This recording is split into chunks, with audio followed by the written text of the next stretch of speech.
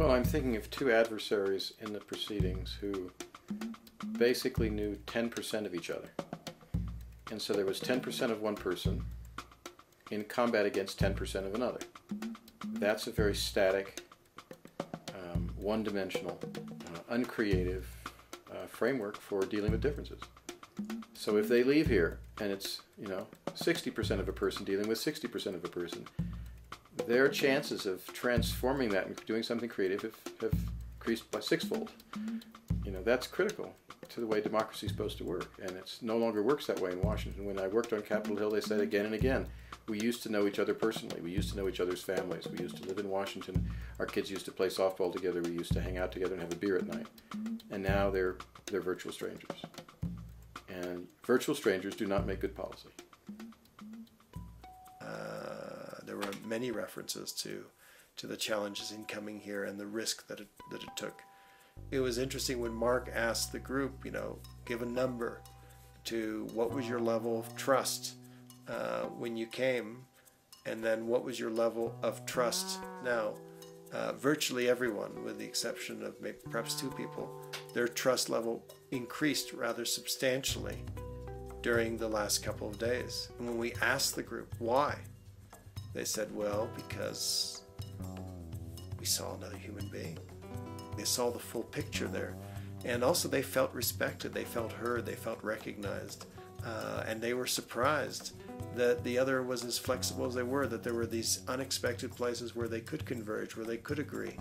But I think the main thing was is the humanization of people who have been reduced to demon status. That's really the very unfortunate characteristic of our political discourse today. Why have an argument with somebody if you don't have to?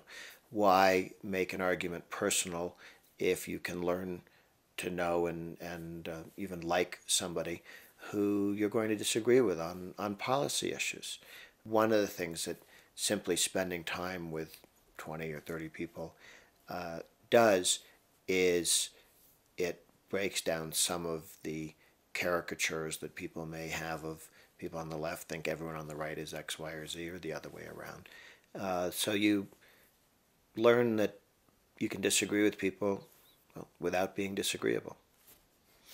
And I was curious because, some of our people, I don't know how they were going to react, but I have received so many positive emails from our constituents and, surprisingly, from Move On constituents who've actually emailed me over at Christian Coalition. And they just, thank you so much. Thank you so much for coming together. This is true, nonpartisan. I mean, so it's been fairly positive. I haven't received hardly any negative. About the same thing. Yeah. I mean, there are always people that are going to be unhappy because they've gotten set in this us and them situation. But most Americans want to be united. Right. I mean, we want to have a relationship. I think that's what makes politics so unattractive to too many Americans. And we need those people to participate. There are millions of people who feel disconnected from the political dialogue in America. They think it's irrelevant to them. They think their voices are not being heard. And unfortunately, they're not entirely wrong to feel that way. We've wandered into a political region in which partisan conflict has become more intense than in almost any other period in American history. And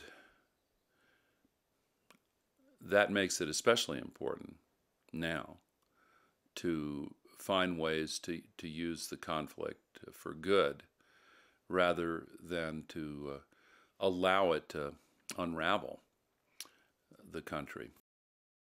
The transpartisan movement is beginning to foster so much communication across the partisan boundaries that the boundaries themselves are beginning to be much more porous. I don't know if they'll ever come down, maybe not, but they may well return to a more healthy kind of boundary rather than an impenetrable barrier.